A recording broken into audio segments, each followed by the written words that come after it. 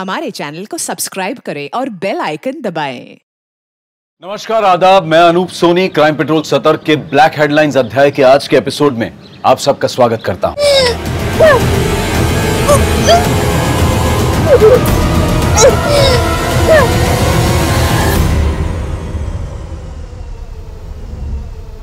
जब आज से तकरीबन 7 साल पहले दिल्ली की एक लड़की के साथ सामूहिक बलात्कार हुआ था, तो जो आक्रोश हम में था उसने देश समाज ही नहीं बल्कि पूरे कानून को भी बदल कर रख दिया था।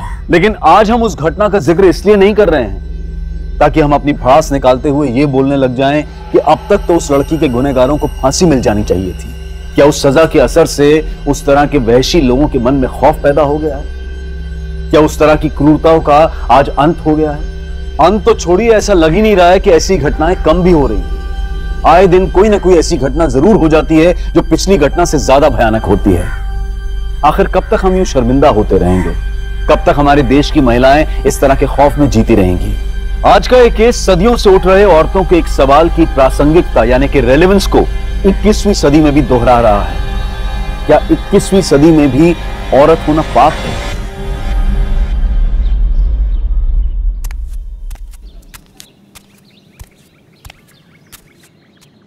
जीता ना चले चलो। डॉक्टर देखिए ना, ऐसे क्या हुआ है? सुबह से कुछ नहीं खा रहा है और रोए जा रहा है सुबह से। आप घबराइए मत, मैं देखती हूँ, मैं आती हूँ। वरना चलिए। क्या हो गया मेरी बेबी को? हो गया, बस बस बस बस। मैंने आपसे कहा था ना, इसे अपने दूध के अलावा और कुछ नहीं देना। मैडम उतना दूध हो ही नहीं रहा है और ऐसे इसका पेट नहीं भरता है। ठीक है, मैं इसके लिए दवाई दे रही हूँ और आपके लिए टॉनिक। अपना ध्यान रखिए, वरना बच्ची का ध्यान कैसे रखेंगी आप? गुड्डू, ये दवाई इन्हें दे दो। दिव्यांका जी जल्दी चलिए, नहीं तो आपकी बस निकल जाएगी।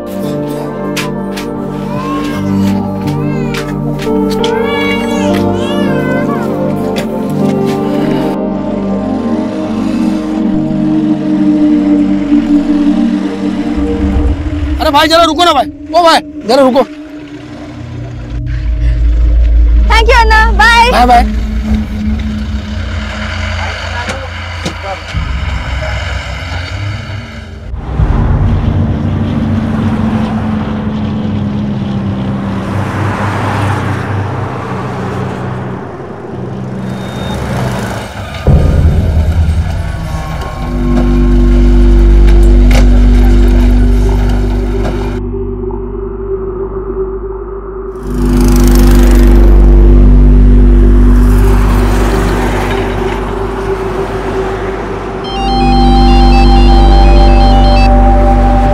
हेलो पापा। घर पहुंच गई बेटा? अभी कहाँ, अभी तो सिर्फ टोल प्लाजा पहुंची हूँ। अच्छा सुन, मैंने तेरे स्किन वाले डॉक्टर को अपॉइंटमेंट के लिए फोन किया था। कल की कोई अपॉइंटमेंट नहीं मिल रही है, लेकिन हाँ आज शाम 7 बजे की एक अपॉइंटमेंट मिल रही है। बता क्या करना है? आज शाम 7 बजे बहुत लेट हो जाएगा पापा। ठीक है, मैं परसों के लिए ट्राई करता हूँ। नहीं पापा, मैं एक काम करती हूँ, अभी घर चली जाती हूँ और वहाँ फ्रेश होके फिर डॉक्टर के पास चली जाऊंगी। वैसे भी स्वामी डॉक्टर की अपॉइंटमेंट नहीं मिलती। ठीक है बेटा। पापा आप घर कब आ रहे हो? पिछले वीकेंड भी घर नहीं आए थे। बेटा पिछले वीकेंड पे यहाँ बहुत काम था, लेकिन इस वीकेंड पे पक्का मिलेंगे। बाय पापा।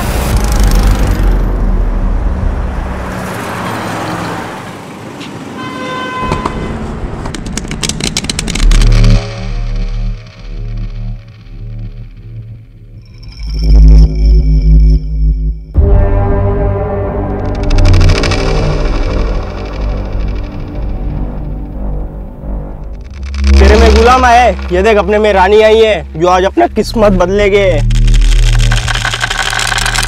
अबे तेरी किस्मत कभी नहीं बदलेगी। साले चीटिंग करते हैं, पत्ते लगाते हैं हम। हट नहीं चल चल।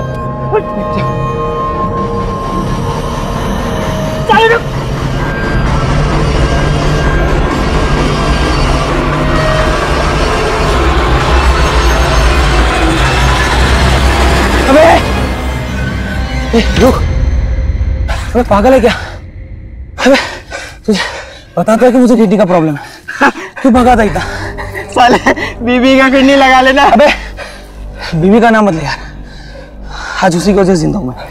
अबे जितना दिन जिंदा है ना ऐश कर ले, समझा? ये ले शाम को दारू का इंतजाम कर।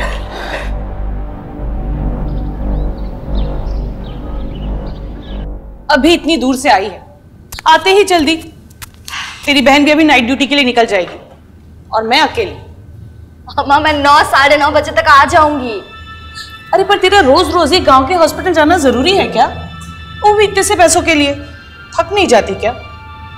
कभी अपने बारे में भी सोच लिया कर, समझी? क्या सोचो अपने बारे में? यही तो प्रॉब्लम है दी, तुम्हें पता ही नहीं है कि तुम लाइफ में कितना पीछे रह गई। स्वाति, लाइफ ना एक लंबी लकीर नहीं है, एक लंबा सर्कल है। इसमें आगे वाला भी घूम रहा है और पीछे वाला भी, और मैं अपने आप को इसमें से हटा के मैं बीच में आ गई हूँ। जहाँ हो वहाँ खुश हो।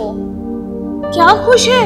अरे वो तेरी बैचमेट है ना, वो क्या नाम है उसका, सुकन्या, ऑस्ट्रेलिया चली गई है। वो करोड़ों का पैकेज मिला है उसको, और तू ये गवर्नमेंट हॉस्पिटल में डॉक्टर बन के खुश है? अम्मा गवर्नमेंट हॉस्पिटल मरीजों से भरे हुए हैं और डॉक्टर है गिनती के। अगर मेरे जैसे डॉक्टर भी करोड़ों के पीछे भागने लग गए तो गरीबों का क्या होगा? हो गया आपका भाषण? हाँ हो गया, और वैसे भी मुझे डर्मेटोलॉजिस्ट की अपॉइंटमेंट के लिए लेट हो रहा है। Bye bye.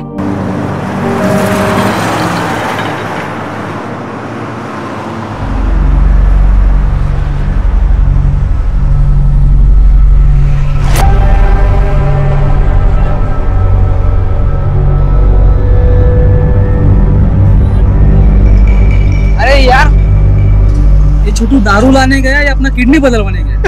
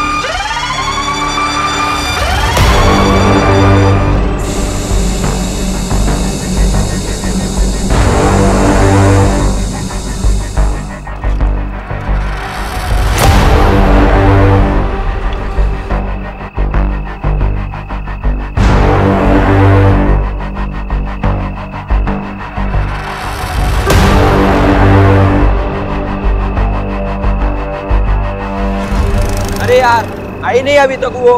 अरे आएगी, स्कूटी छोड़ के थोड़ी जाएगी, आएगी।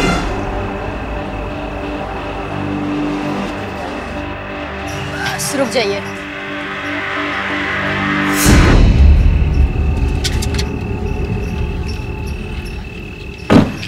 थैंक यू अन्ना।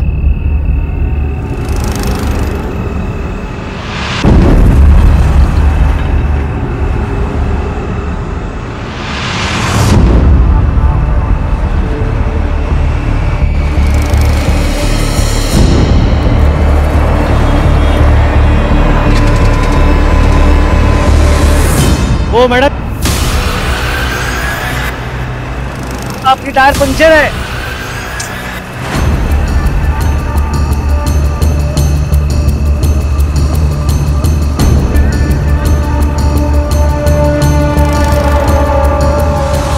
देखिए मैडम, आप टेंशन मत लीजिए, यहाँ आगे ही एक पंक्चर की दुकान है। Thank you.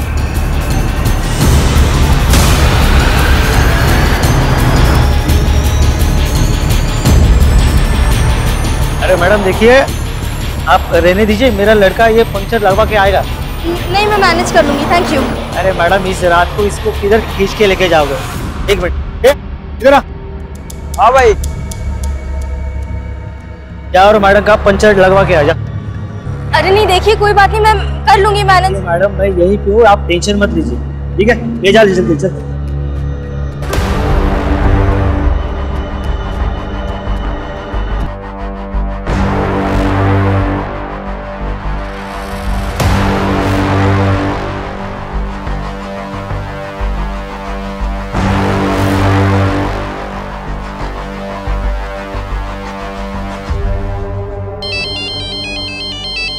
हाँ दी। हेलो स्वाति, मेरी स्कूटी यहाँ टोलनाका के पास पंक्चर हो गई है और एक ट्रक ड्राइवर ने अपने आदमी को भेजा है पंक्चर ठीक कराने।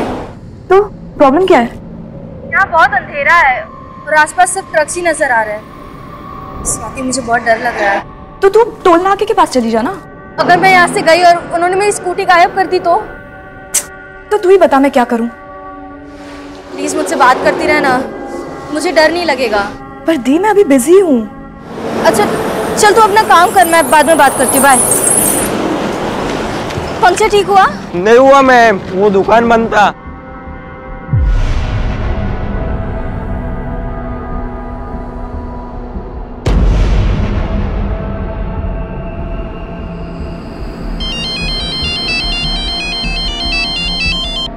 अब क्या है दी? स्वाति पंक्चर शॉप बंद है। तो एक काम करो, स्कूटी छोड़ो, कैब लो और घर जाओ। वैसे भी काफी रात हो गई है और बार बार मुझे कॉल मत करो, मैं बहुत बिजी हूँ। स्वाति सुन,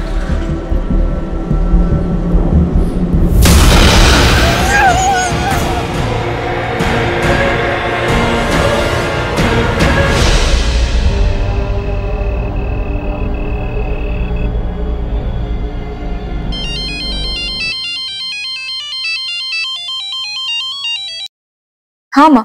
स्वाति, प्रियंका अभी तक आई नहीं। अब तक नहीं पहुंची? नहीं, और उसका फोन भी बंद आ रहा है। अम्मा उसके फोन की बैटरी चली गई होगी। मेरी अभी थोड़ी देर पहले उससे बात हुई थी, वो टोल प्लाजा के पास थी, उसकी स्कूटी पंक्चर हो गई थी। और तूने मुझे बताया भी नहीं। अरे अम्मा आप टेंशन क्यों ले रहे हैं, वो आ जाएगी अभी।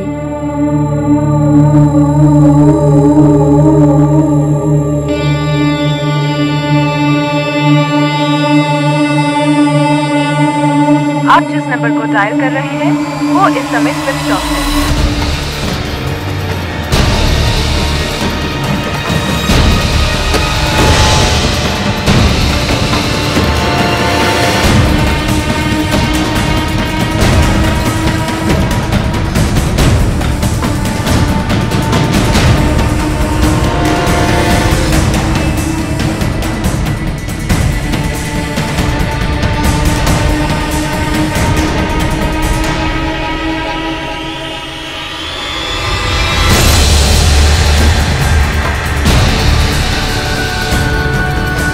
तू यहाँ? दिव्यांका कहाँ है? वो मैं दी को ढूंढने के लिए यहाँ आई थी, लेकिन फोन पे तो तू मुझे कुछ ठीक नहीं लग रहा था, इसलिए मैं ऑफिस की कार लेके आ गई। क्या ठीक नहीं लग रहा था स्वाति? अम्मा आप फिक्र मत करो, दी शायद घर पहुंच गई होगी, आप घर जाके देखिए ना। हाँ चलिए। सुन ना, मैं भी चलती हूँ ना अम्मा। अम्मा प्लीज। तू देख लेगी ना? हाँ हाँ अन्ना, आप अम्मा को लेके घर जाइए ना।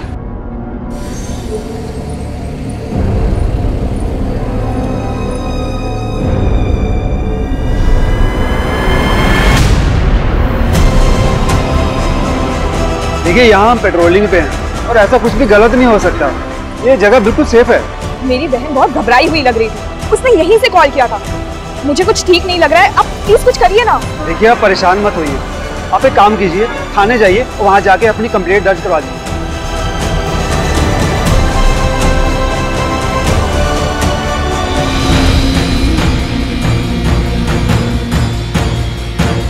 राहुल एक काम करते हैं, दी के ईमेल आईडी से ना उनके लोकेशन का पता लगाते हैं। मुझे उनके ईमेल आईडी का पासवर्ड भी पता है।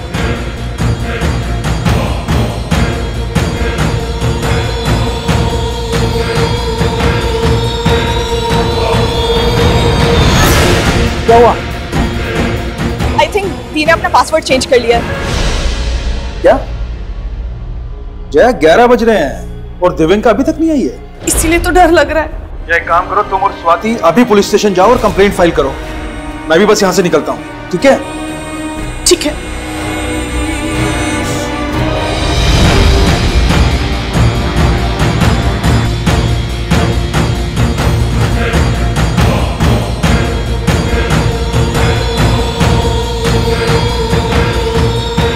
तो आपकी बेटी टोल प्लाजा के पास से गायब हुई? जी सर, दी की स्कूटी टोल प्लाजा के पास पंक्चर हुई थी।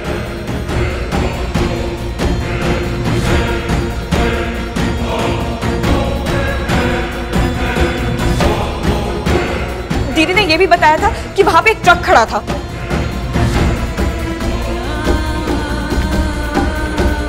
देखिए मैडम, क्या है ना कि टोल प्लाजा का जो इलाका है वो हमारे पुलिस स्टेशन के एरिया में नहीं आता। आप एक काम कीजिए, करीमगंज पुलिस स्टेशन जाइए और वहां पे आपके कंप्लेंट लिखवाइए।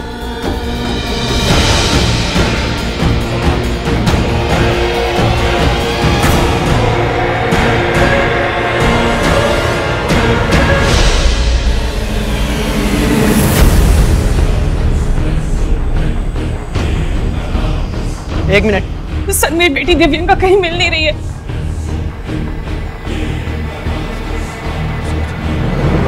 गाड़ी रोको भाई। क्या पागल हो है क्या? हाँ मैं पागल हो गया हूँ, मुझे भी उसके साथ गेम खेलना है। लड़की का नाम दिव्यांका राव, उम्र क्या है? 26 साल। 26 साल। कोई बॉयफ्रेंड वगैरह? सर ये सब क्यों पूछ रहे हैं आप? अरे पूछना पड़ता है मैडम, हो सकता है वो आपको बिना बताए अपने किसी बॉयफ्रेंड के साथ भाग गई हो। ये क्या बकवास कर रहे हैं आप? ये लीजिए, जो भी हुआ इस पे लिख दीजिए। उस वक्त ड्यूटी पर तैनात उस पुलिसकर्मी के गैर जिम्मेदाराना शब्द किसी तमाचे से कम नहीं थे, और वो तमाचा उस लड़की और उसके परिवार पर नहीं था, बल्कि पूरा समाज उस तमाचे की गूंज से दहलने वाला था। अगर तब इस मामले को गंभीरता से लिया गया होता तो शायद इस केस का जिक्र हम आज आपसे नहीं कर रहे होते। ये एक ऐसी लापरवाही थी जो पुलिस डिपार्टमेंट के लिए एक काला धब्बा साबित होने वाली थी, और इस लापरवाही का अंजाम बहुत ही ज्यादा डरावना था।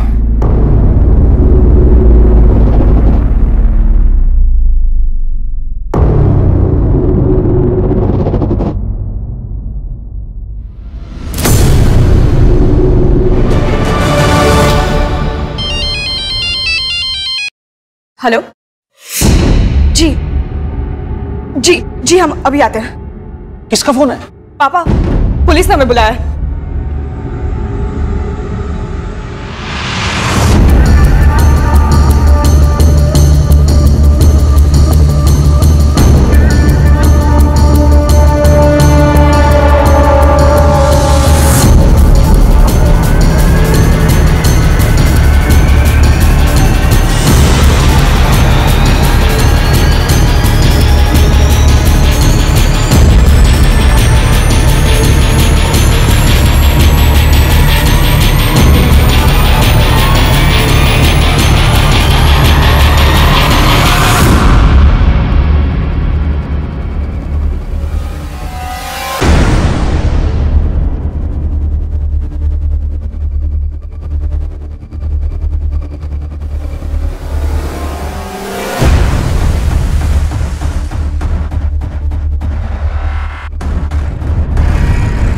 क्या ये दिव्यांका?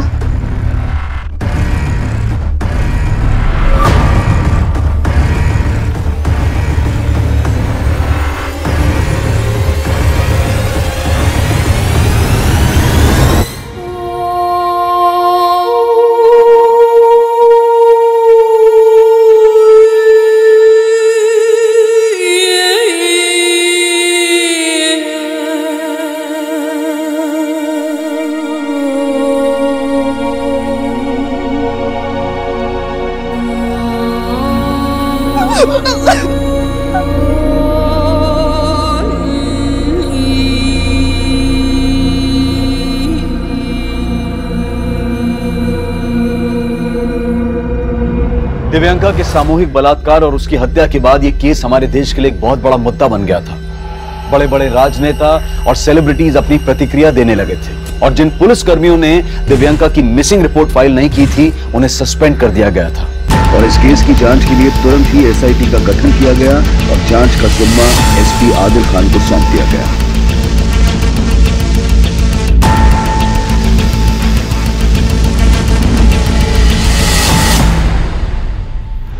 लोग हम पर अपनी भड़ास निकाल लें, गुस्सा हो रहे हैं, और उनका गुस्सा जायज भी है।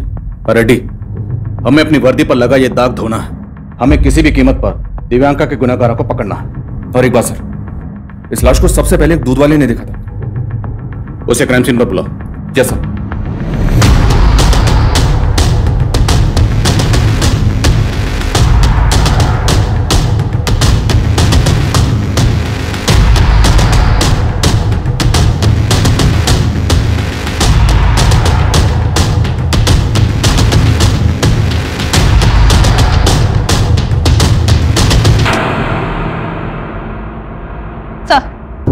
सर, इसी ने सबसे पहले दिव्यांका की डेड बॉडी को यहाँ पे देखा था। साहब, मैं रोजाना सुबह 5 बजे के आसपास यहीं से दूध बेचने के लिए जाता हूँ, तो देखा कि यहाँ आग जल रही थी, तो मैं चला गया।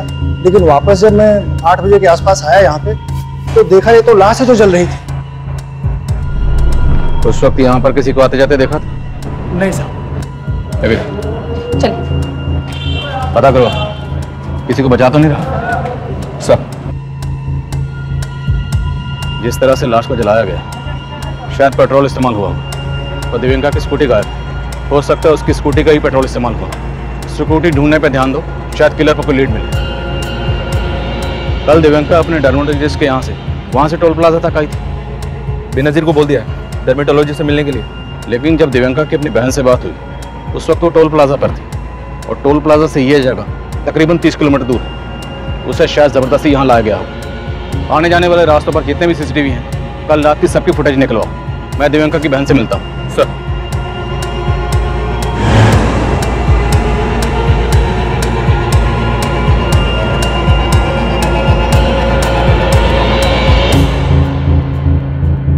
मैम दिव्यांका मुझसे रोजेशिया का ट्रीटमेंट ले रही थी।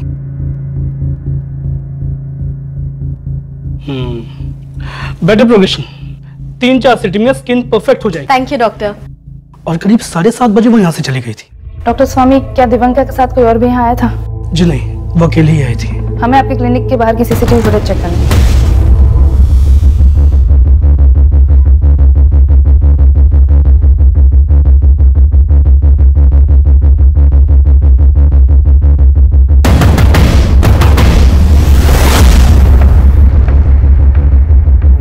देखिए, मैं समझ सकता हूँ इस वक्त आप किस तकलीफ से गुजर रहे हैं, पर हमारा आपसे बात करना बेहद जरूरी है। जब हम गुहार लगा रहे थे तब आप कहाँ थे?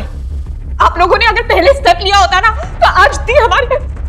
हम मानते हैं लापरवाही हुई है, पर हमारी कोई भी कोशिश इस लापरवाही की भरपाई नहीं कर सकती। पर हम दिव्यांका के गुनाहगारों को पकड़ना चाहते हैं, इसमें हमें आपकी मदद की जरूरत है। मदद चाहिए आपको? बताइए कैसे मदद कर सकते हैं आपकी? कल रात को ना आपके कांस्टेबल को सब साफ साफ दिख रहा था। दी वही टोल प्लाजा पे ही थी, लेकिन उसने कुछ नहीं किया। किस कांस्टेबल की बात कर रहे हैं आप? हम कल एयरपोर्ट पुलिस स्टेशन में गए थे, पर ना उन्होंने हमारी बात सुनी ना कंप्लेन फाइल की। उन्होंने फॉर्मेलिटी के बेसिस पे एक कांस्टेबल को हमारे साथ भेज दिया, बस। उस कांस्टेबल के कहने पे उस टोल वाले ने हमें उस टाइम का फुटेज दिखाया जब दी ने मुझे कॉल किया था, और फुटेज में दी एक तरफ जाते हुए दिख भी रही थी, लेकिन वो वापस नहीं आई। उसी जगह पे एक पीसीआर वैन भी खड़ी थी सर, पर आपके कांस्टेबल को लगा ही नहीं कि दी के साथ कुछ गलत भी हो सकता है। आप अपने लोगों से पूछिए कि वो कहीं क्रिमिनल्स के साथ तो नहीं मिले हुए हैं। उन सबको सस्पेंड किया जा चुका है। अब मैं आपसे वादा करता हूँ, जो भी इसमें शामिल था उन्हें बख्शा नहीं जाएगा। पर मेरी बहन तो वापस नहीं आएगी ना सर। देखिए, मैं समझ सकता हूँ ये एक ऐसा जख्म है जो आसानी से नहीं भरेगा, पर इतना तो आप भी चाहेंगे ना, जिसने भी आपकी दी के साथ ये घिनौनी हरकत की, आपकी बेटी के साथ गलत किया, उसे उसकी किए की सजा मिलनी चाहिए। बोलिए, आपकी दी से फोन पर क्या बात हुई थी? उसने सबसे पहले मुझे ही कॉल किया था। हाँ दी। हेलो स्वाति, मेरी स्कूटी टोल नाका के पास पंक्चर हो गई है और एक ट्रक ड्राइवर ने अपने आदमी को भेजा है पंक्चर ठीक कराने। तो प्रॉब्लम क्या है? यहाँ बहुत अंधेरा है और आसपास सब ट्रक्स ही नजर आ रहे हैं। स्वाति, मुझे बहुत डर लग रहा है। पहले उसने कॉल किया था तो मुझे लगा सब ठीक ही होगा, दोबारा जब उसने कॉल किया तो वो बहुत पैनिक साउंड कर रही थी। क्या कहा? एग्जैक्टली क्या कहा? प्लीज मुझसे बात करती रहना, मुझे डर नहीं लगेगा। पर दी, मैं अभी बिजी हूँ। वो चाहती थी कि जब तक वो आदमी पंक्चर ठीक करवा रहा है तब तक मैं उससे फोन पे बात करती रहूं, लेकिन फिर जब उसने दोबारा मुझे कॉल किया। अब क्या है दी? स्वाति, पंक्चर शॉप बंद है। तो एक काम करो, स्कूटी छोड़ो, कैब लो और घर जाओ। वैसे भी काफी रात हो गई है, और बार बार मुझे कॉल मत करो। पर मुझे समझ ही नहीं आया कि वो किस परेशानी में थी। फिर हमने जब कांटेक्ट करने की कोशिश की तो आप जिस नंबर को डायल कर रहे हैं वो इस समय स्विच ऑफ है।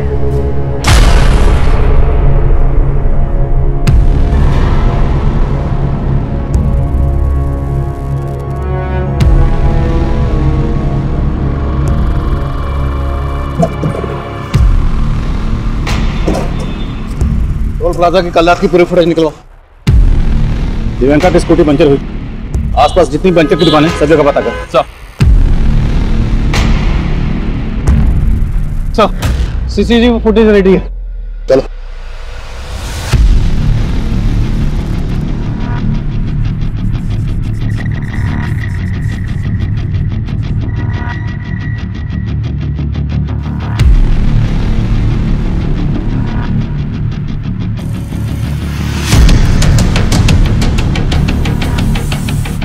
अरे सुनो। हाँ साहब। इसे पहचानते हो? सर ये शाम की फुटेज है।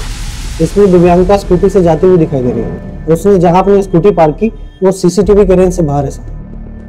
रात की फुटेज? सर रात की फुटेज में इस तरफ कुछ साफ दिखाई नहीं दे रहा, पर दूसरे कैमरे से वो एक बार टोल प्लाजा की तरफ आते हुए दिखाई दे रही है। टोल प्लाजा पे ये लड़का कौन? पता करो लड़का कौन? अब इस लड़की को तो मैंने नहीं देखा है, लेकिन कल रात ये स्कूटी लेकर 2 लड़के आए थे। तो क्या इन्हीं दोनों लड़कों ने स्कूटी का पंचर लगवाया? नहीं साहब, स्कूटी पंचर थी नहीं। स्कूटी पंचर नहीं थी? नहीं साहब, वो तो बस हवा भरवाने आए थे। कल स्कूटी की दोनों नंबर प्लेट टूटी हुई थी, पर मैंने इतना ध्यान नहीं दिया। फिर उसके बाद वो लोग मुझसे पेट्रोल मांगने लगे। सुनना, तेरे पास कोई एक्स्ट्रा गाड़ी वाड़ी खड़ा रहेगा तो उसमें से थोड़ा पेट्रोल निकाल के देना। पंचर वाला हूँ, गैराज वाला थोड़ी हूँ। पेट्रोल चाहिए तो पेट्रोल पंप पे जाओ ना, इधर बाजू में तो है। क्या तुम उन दोनों लड़कों के स्केच बनवा सकते हो? हाँ सर, कल रात ये लड़की आई थी, लेकिन सर तब मुझे कुछ पता नहीं था। ये लड़की तुम्हारे पास क्यों आई थी? अन्ना, मेरी स्कूटी पंक्चर हो गई है, तो यहाँ कहीं पंक्चर की दुकान है क्या? मैम दरअसल मैं यहाँ पर नया हूँ, मुझे कुछ पता नहीं है, पर शायद आगे एक पंक्चर की दुकान है, तो आप वहाँ पता कर सकते हैं। आगे? जी थैंक यू। सर इसके पीछे एक लड़का था जो इसे फॉलो कर रहा था।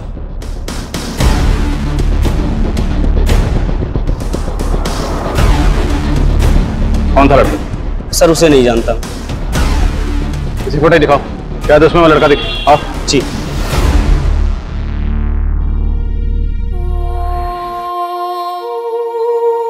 यहाँ बहुत अंधेरा है और आसपास सब ट्रक्स ही नजर आ रहे हैं। स्वाति, मुझे बहुत डर लग रहा है। प्लीज मुझसे बात करती रहना, मुझे डर नहीं लगेगा। तो एक काम करो, स्कूटी छोड़ो, कैब लो और घर जाओ। वैसे भी काफी रात हो गई है, और बार बार मुझे कॉल मत करो।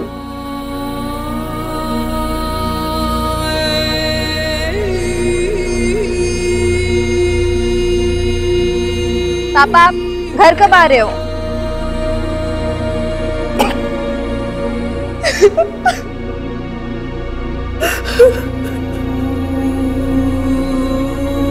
अम्मा, गवर्नमेंट हॉस्पिटल मरीजों से भरे हुए हैं और डॉक्टर है गिनती के। अगर मेरे जैसे डॉक्टर भी करोड़ों के पीछे भागने लग गए तो गरीबों का क्या होगा? सर लड़का थोड़ी दूर पे था इसलिए नहीं दिख रहा है। कुछ छुपा तो नहीं रहा? नहीं सर। लड़के का स्केच बनवा सकता है? ट्राई कर सकता हूँ सर। लेके जाओ। चल। रात का फुटेज एक बार फिर से दिखाओ। सर ये शाम की फुटेज है सर, ये दिव्यांका की लास्ट विजुअल है। सर यहाँ रात में पीसीआर वैन खड़ी थी, मुझे नहीं लगता यहाँ कुछ हुआ होगा। दिव्यांका यहाँ से 30 किलोमीटर दूर खुद तो नहीं गई होगी, उसे जबरदस्ती ले जाया गया हो। जो भी हो यही हो, जो पीसीआर में मौजूद किसी पुलिस वाले को नजर नहीं आया। दिव्यांका डर्मेटोलॉजिस्ट के पास कैब में गई तो वापस भी किसी कैब में ही आई होगी।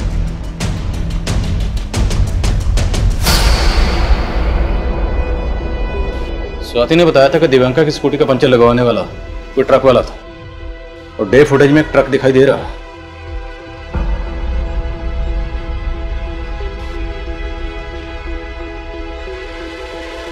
दूसरी फुटेज चेक करिए जिसमें ट्रक का नंबर साफ नजर आ। दिव्यांका ने जहां अपनी स्कूटी पार्क की थी उस तरफ चलो।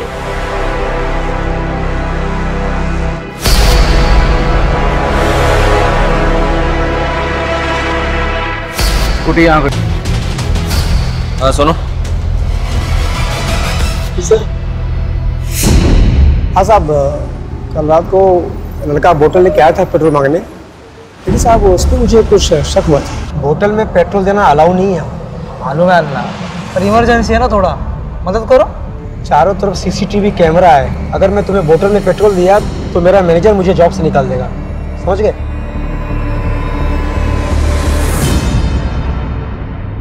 सर वो लड़का मुझे ठीक नहीं लगा था। जब मैं उसके पीछे गया तो देखा वहाँ स्कूटी पे दूसरा लड़का बैठा था और वो दोनों लड़के उस स्कूटी से चले गए। क्या यही स्कूटी थी? हाँ साहब, स्कूटी इसी रंग की थी।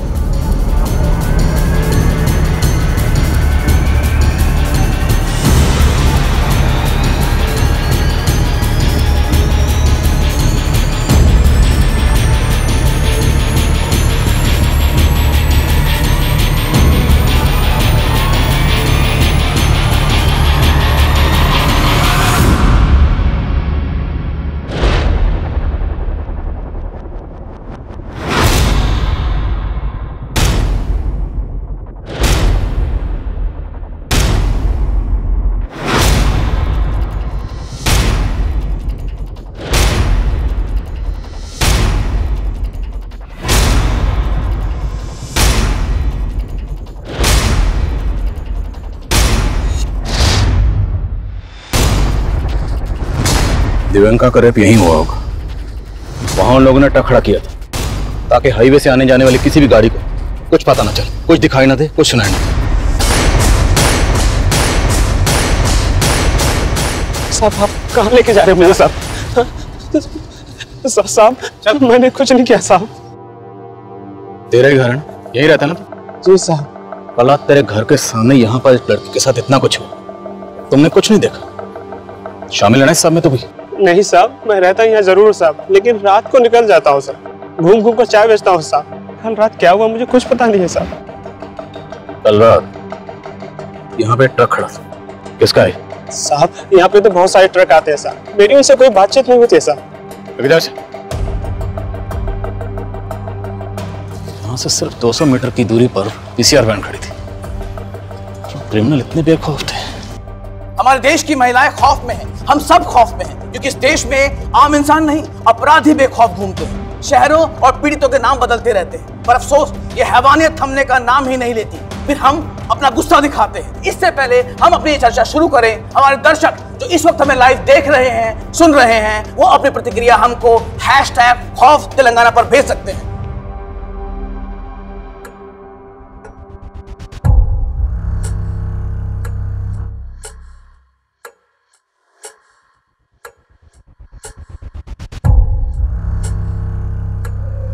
ये वही लड़का सर जो पेट्रोल पंप से बॉटल में पेट्रोल लेने आया। और सर पेट्रोल पंप की एक दूसरी फुटेज में ये लड़का एक दूसरे लड़के के साथ दिव्यांका की स्कूटी पे जाता हुआ दिखाई दे रहा है। और ये ट्रक भी इसके पीछे गया।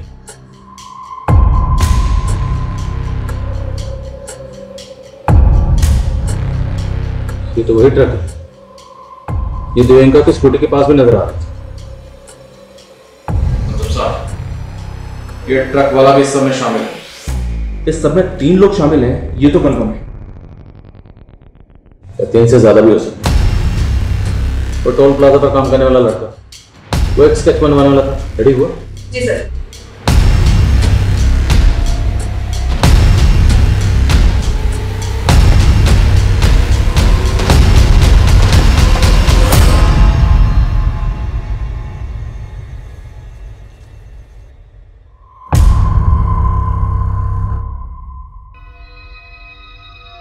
अकी बेटा इतना परेशान क्यों लग रहा है?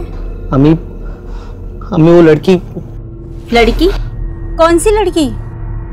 कौन लड़की मालूम नहीं अम्मी, एक लड़की मेरे ट्रक के नीचे आ गई अम्मी। क्या? मैं वहां से ट्रक लेके भाग आया, शायद वो लड़की मर गई होगी।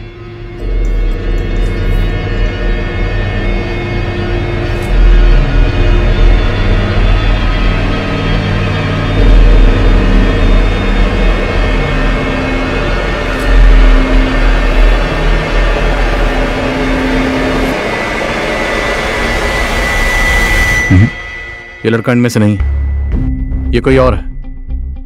इन सब की शिनाख्त करो, मुझे इस सब के सब अंदर चाहिए, जल्द से जल्द। सब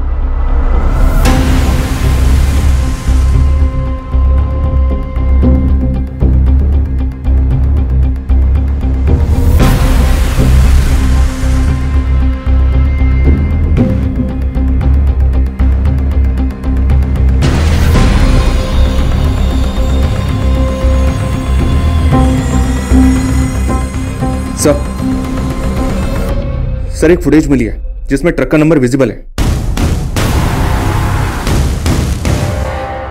ये देखिए सर, इस फुटेज में ट्रक का नंबर विजिबल है। इसके मालिक को उठाया तो उसने बोला कि अकील नाम का ड्राइवर इस ट्रक को चलाता है। अकील को उठाने के लिए मैंने भेजा है टीम को।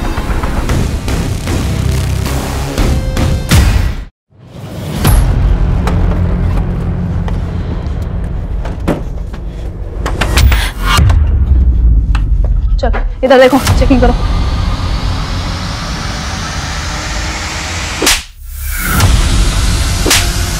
मेरे बेटे ने कुछ नहीं किया। बोल क्या दूसरा साथी कहाँ है?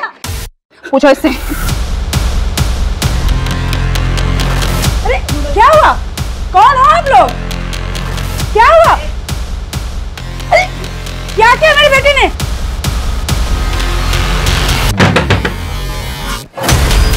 अरे अरे बोलो आप लोग, और ऐसे कैसे घुसे जा रहे हो? एक लड़की का रेप किया है और चलाया है उसको। इस वक्त वक्त एक बड़ी खबर आ रही है तेलंगाना से। तेलंगाना की पीड़िता का रेप और हत्या करने वाले चारों आरोपियों को पुलिस ने हिरासत में ले लिया है। इस विषय में हर तरफ से अलग अलग प्रतिक्रियाएं आ रही हैं। सब लोग इन्हें सजाए मौत देने की गुहार कर रहे हैं। यहाँ तक कि उनके परिवार वाले भी यही मांग कर रहे हैं। मेरा लड़का तो बोला था कि उसने उस लड़की को ट्रक से उड़ा के मार दिया था, लेकिन उसने इतना गंदा काम किया। मैं उसे नहीं बचाऊंगी, उसे फांसी दे दो। मुझे कोई लेना देना नहीं है इस इंसान से, तुम चाहे कुछ भी करो इसके साथ।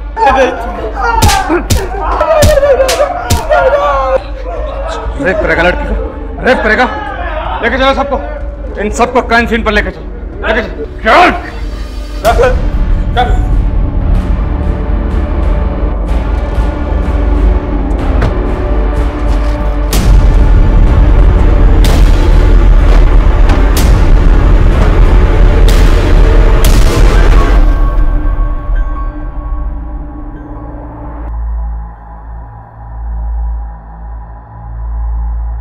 वो बार बार किसी को फोन कर रही थी, सोचा हाथ से निकल ना जाए, इसलिए उसको यहीं से उठा लिया।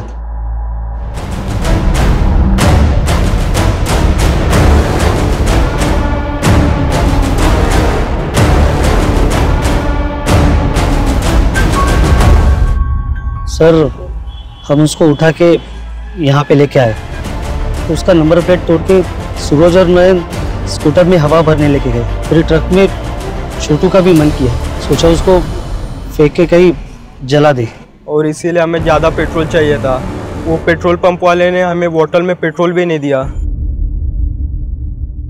और यहाँ से 5 किलोमीटर आगे जो दूसरा पेट्रोल पंप है, उससे बोतल में 2 लीटर पेट्रोल लिया और उसे यहाँ से 30 किलोमीटर दूर ले गए।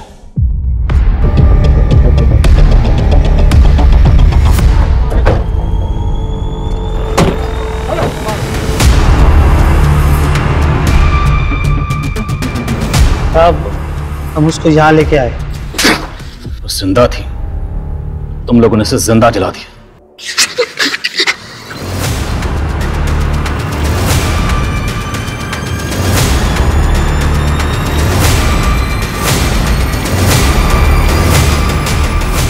दिव्यांका एक ऐसी डॉक्टर थी जिसने अपनी काबिलियत का इस्तेमाल गरीब और लाचार लोगों का इलाज करने में किया।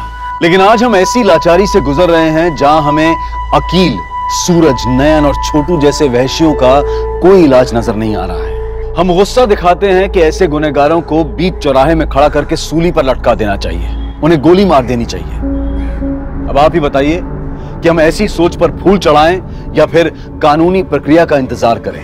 यह हताशा, यह गर्मजोशी अब चरम पर है। हमें एक ऐसे निर्माण की जरूरत है, ऐसे माहौल की जरूरत है जहां महिलाओं के मन में ऐसे लोगों का खौफ खत्म हो जाए, बल्कि उन वैश्यों के मन में ऐसा खौफ पैदा हो कि वो इस तरह की क्रूरता करने से पहले 1000 बार सोचें। अब मैं अनूप सोनी आपसे विदा लेता हूं, फिर मुलाकात होगी क्राइम पेट्रोल सतर्क के ब्लैक हेडलाइंस अध्याय में एक और नए केस के साथ। और याद रखें, क्राइम और आपके बीच में सिर्फ इतना फर्क है कि आप कितने सतर्क हैं। सतर्क रहें, सुरक्षित रहें। जय Hind. For more updates, subscribe to our channel, click the show links and enjoy watching the videos.